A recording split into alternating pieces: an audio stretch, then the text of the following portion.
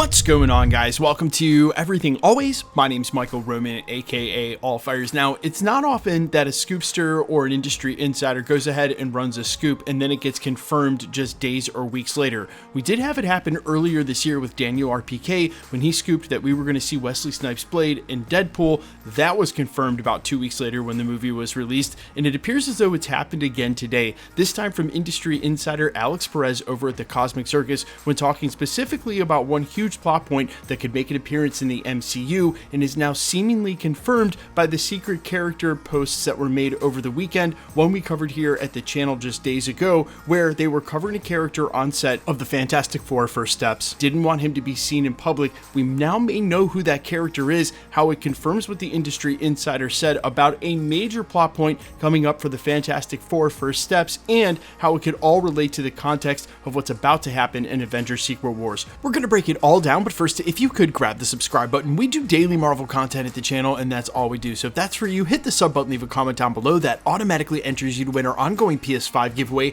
The next one is right around the corner at the end of this month to coincide with What If Season 3's finale. Again, all you got to do, be a sub, leave a comment if you want, stick around at the end of the video. We get into all the giveaway stuff again there. Okay, so for a little context of what's happened over the last week to catch you up, 6 days ago there was a video that was posted on the internet of Fantastic Four First Steps crew members covering a secret crew member character we all assumed was a cameo they didn't want us, the public, to see under a blue jacket. And then in addition to that, something we didn't cover at the channel was Pedro Pascal taking a photo with somebody at the Fantastic Four wrap party that had his face blurred out. Now, anywhere that photo and video were posted in the last week, including my very own Instagram and here at the channel, basically all of the comments and guesses were the same. People guessing it was either RDJ with his first look as Doctor Doom on set of the Fantastic Four, or maybe even Chris Evans. But there were other guesses, other comments that pointed out it could be one of the legacy REEDS returning. Now hold that thought and let's dial the clock back to 2 weeks ago in the middle of November when Alex Perez, editor and industry insider over at the Cosmic Circus,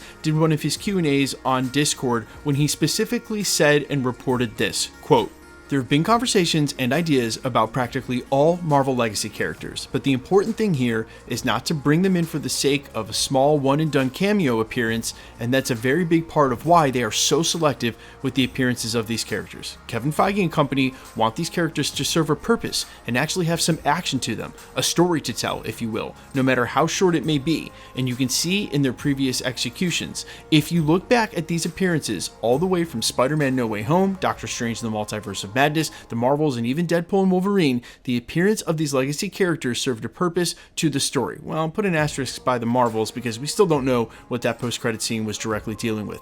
Marvel Studios honored their past and gave them moments to shine, but that's the spirit and driving force behind these legacy appearances, and they have to serve a purpose in the story. But that's like a massive side answer to your question. To answer your question, yes, you can expect legacy appearances in both Avengers Doomsday and Avengers Secret Wars. If I were to add one more suggestion for a possible legacy appearance that could serve a purpose to a story, the Council of REEDS, featuring Ewan Grufford, Miles Teller, John Krasinski, Alex Hyde White, and even maybe Adam Driver could show up at some point in the near future. Now, a week after Alex Perez said and posted this over at the Cosmic Circus, again, we got this on set video and photo of this hidden character, and based on a video earlier today, whether you've seen it or not, that's Eric Voss over at New Rockstars. His team thinks they've correctly identified this mystery character by the size of his feet and by the stubble on his chin as Ewan Grufford returning as Mr. Fantastic, basically making a multiverse cameo and during Fantastic Four, confirming what Alex Perez had said almost a full week earlier, that the Council of REEDS could be showing up real soon. Well, it's confirmed now. The Council of REEDS, or at least two of the multiverse variants,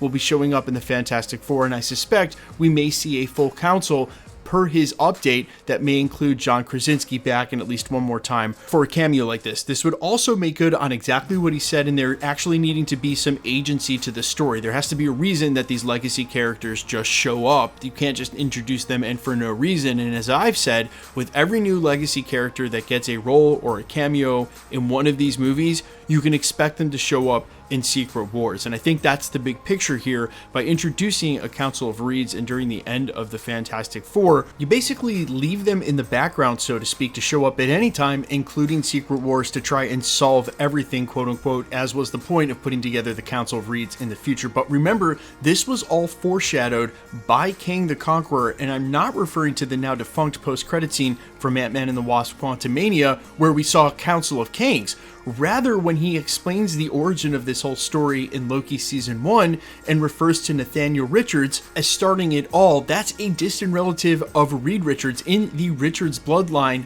1,000 years plus in the future, in the 31st century.